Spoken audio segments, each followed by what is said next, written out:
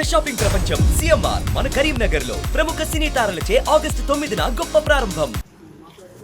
Hello hello hello so కనిపిస్తుంది మనకి ఇప్పుడే హెలికాప్టర్లో నుంచి దిగి అక్కడి నుంచి ఒక డెడ్ బాడీని కూడా తీయడం జరిగింది. కనిపిస్తుంది మీకు ఇప్పుడు లైవ్లో అక్కడ చూశారు కదా. కంప్లీట్గా ఇక్కడైతే ఎవరిని రానివ్వట్లేదు, కేవలం మీడియాకి, రెస్క్యూ టీమ్కి, లోపలికి ఎలవ్ చేస్తున్నారు.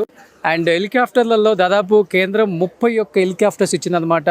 అంటే రెస్క్యూ టీమ్ కూడా చాలా అంటే చాలా పకడ్బందీగా, ఎక్కడ డాగ్ స్క్వాడ్ స్కీమ్ కూడా మనకు అక్కడ కనిపిస్తుంది. ప్రతిదీ కూడా వాళ్ళు చిన్న చిన్న ప్లేసెస్లో కూడా ఎక్కడైతే ఇక్కడ విలయ తాండవం జరిగిందో అండ్ వరద ఉధృతి ఎక్కువగా ఎక్కడ జరిగిందో చూసుకొని అండ్ ఆ ప్లేసెస్లో హెలికాప్టర్స్ కూడా మొత్తం సరౌండింగ్స్ అక్కడ కనిపిస్తున్నాయి మీకు. ఇంకా అక్కడ చివరి కూడా హెలికాప్టర్స్ కనిపిస్తున్నాయి చూడండి ఒకసారి.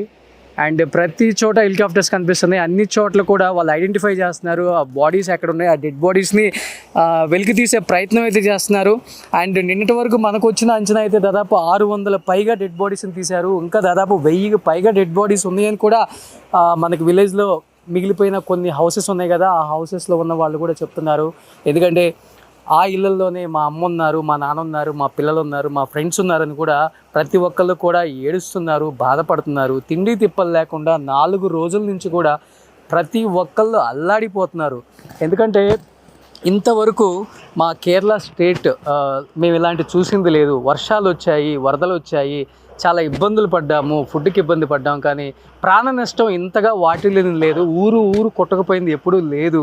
అలాంటిది ఈరోజు నిజంగా మా కళ్ళ ముందే ఒక ఊరు కొట్టకపోతుంటే, మా వాళ్ళు కొట్టకపోతుంటే ఆపుకోలేక, అంటే ఎవరం కూడా ఏం చేయలేమన్నమాట. ఎందుకంటే ఇక్కడ చూస్తున్నారు కదా, ఇప్పుడు చూడండి ఈ వాటర్ అనేది ప్రవాహం ఎంత గట్టిగా వేస్తుందో మనకు అర్థమవుతుంది. ఎందుకంటే మనమే లోపలికి వెళ్ళలేని పరిస్థితి. కొంచెం లోపలికి వెళ్తే దాదాపు మోకాళ్ళు లోతును కూడా ఈ బురదలో మనం కూరుకుపోతున్నాం.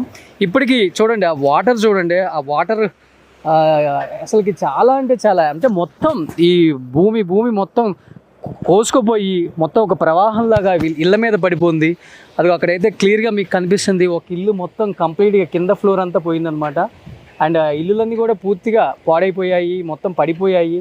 అక్కడ సైడ్ కనపడుతున్న ప్రొక్లైన్ కూడా చాలా వరకు ట్రై చేస్తుంది. ఎందుకంటే చాలామంది ఆ టైం 2 గంటలకు జరిగింది కాబట్టి ఈ సంఘటన, అందరూ నిద్రపోయే కార్యక్రమంలో ఉంటారు కాబట్టి ఆ నిద్రపోతున్న వాళ్ళు అది గమనించలేక ఇళ్ళ కింద కూరుకుపోయారు. శవాలు దెబ్బగా మారిపోయింది ఈ ఏరియా చెప్పాలంటే.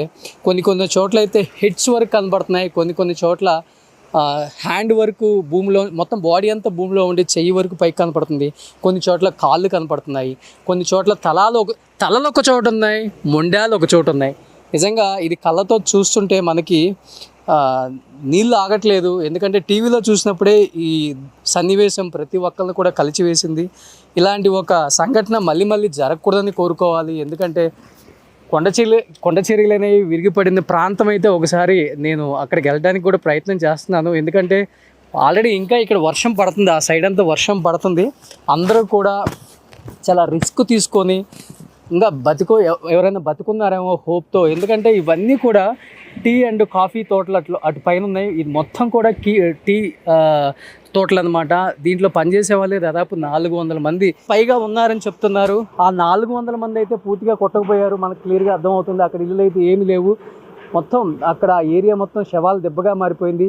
అండ్ కొండ చర్యలు విరిగిపడ్డాయి. ఫస్ట్ ఆఫ్ ఆల్ ఆ కొండ చర్యలు మీకు కనపడుతుంది కదా, ప్రతి చోట మనం వెళ్ళే ప్రతి చోటు కూడా ఇదే పరిస్థితి అనమాట. కాలు పెడితే చాలు ఎక్కడ ఏముంటాయో తెలియదు అనమాట. అండ్ కాలు పెడితే కొన్ని చోట్ల శవాలు కూడా కనిపిస్తున్నాయి. అండ్ అంటే మనుషులు కూరుకుపోతున్నారు అనమాట లోపల.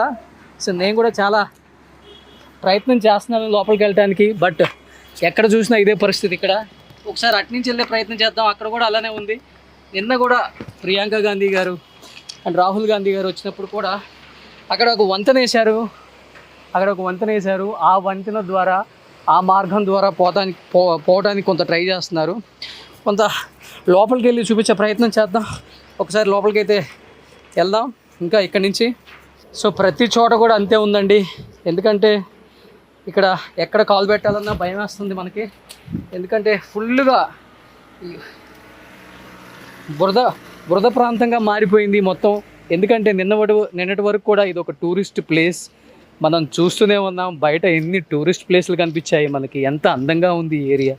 చివరికి ఈ అందమైన ఏరియా ఈరోజు ఇలా మారిపోయిందనే ఒక బాధ అయితే ప్రతి ఒక్కరి కళ్ళలో కూడా కనిపిస్తుంది మనకి. లోపలికి వెళ్దాం ఒకసారి. దాదాపు 1500 మంది అని చెప్తున్నారు. ఇప్పటి వరకు 600 పైగా మాత్రమే దొరికారంటున్నారు. అంటే హోప్ ఉంది, ఎక్కడో మా వాళ్ళు బతుకుంటారనే హోప్ అయితే కొంతమంది రిలేటివ్స్కి కూడా కనపడుతుంది మనకి. ఇంకొక 900 మంది పైగా కనిపించాలి అని చెప్తున్నారు. ఒకసారి ప్రయత్నిద్దాం మనం. సో ఇదంతా కూడా ఇప్పుడు తాత్కాలికంగా తయారు చేసిన వంతెనలు అనమాట. ఎందుకంటే కంప్లీట్గా ఇక్కడ మొత్తం ఏవైతే ఇల్లులు ఉన్నాయో ఆ పూర్తి స్థాయిలో ఉన్న ఇల్లులు మొత్తం కూడా కొట్టకపోయాయి. మీకు కనిపిస్తూ ఉంది కదా, కంప్లీట్ ఇల్లులు ఉన్న ప్రాంతం అంతా ఒక నదిలాగా తయారైపోయింది అనమాట. ఆ నదుల్లో నివసించే వాళ్ళు ఎవరు కూడా కనిపించటం లేదు. అండ్ ఇటువైపు కనిపిస్తుంది మీకు ఈ షటర్లన్నీ కూడా కుంగిపోయాయి, మొత్తం వరదలో కొట్టకపోయాయి. కొన్ని అయితే కొంత ప్రాంతం మాత్రమే కనిపిస్తుంది మీకు క్లియర్గా. అటు సైడ్ చూస్తే కొంత ప్రాంతం కనిపిస్తుంది.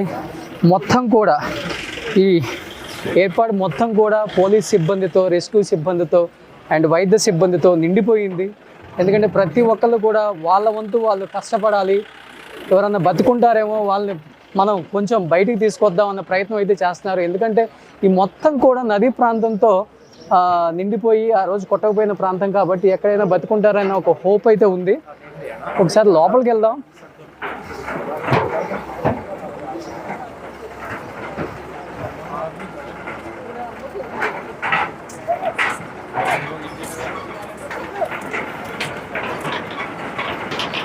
ఎస్, మీకు కనిపిస్తుంది చూడండి ఈ ప్రాంతం మొత్తం కూడా చూడండి. ఇక్కడైతే కంప్లీట్గా ఒక చిన్న షాపింగ్ మాల్, ఇది కూడా మొత్తం కొట్టకపోయింది. మీకు కనిపిస్తుంది ఇక్కడ. అండ్ కొండ చర్యలు చూడండి ఎంత పెద్ద పెద్ద బండలు వచ్చాయో. రకరకాలుగా ప్రయత్నిస్తున్నారు ప్రతి ఒక్కరు కూడా.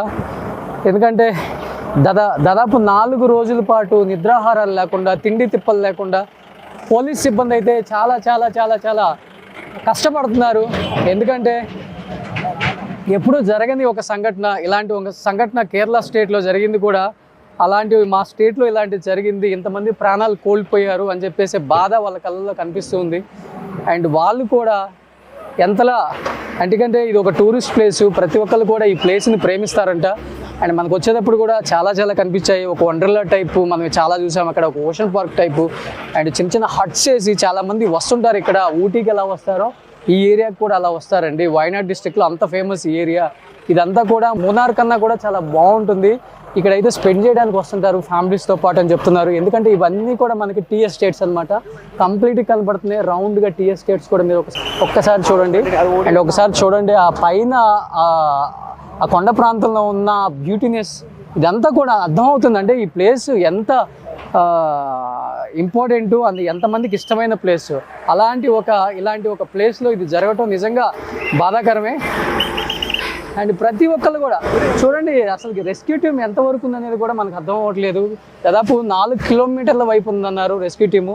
నిన్న రాహుల్ గాంధీ గారు వచ్చినప్పుడు కూడా ఇదే ఫ్లైఓవర్ నుంచి ప్రియాంక గాంధీ గారు, రాహుల్ గాంధీ గారు వచ్చారు. ఆయన మరీ చెప్పారు, మా నాన్నగారు చనిపోయినప్పుడు ఎంత బాధపడ్డానో అంతకన్నా ఎక్కువ బాధపడుతున్నాను ఈరోజు. ఎందుకంటే వయనాడ్ నుంచి వరుసగా ఎంపీగా ఆయన గెలిచారు, ఇక్కడ ప్రజల ప్రేమను పొందారు. ఈ ప్రజలకి ఇలా జరగడం నిజంగా నాకు చాలా చేదు అనుభవం.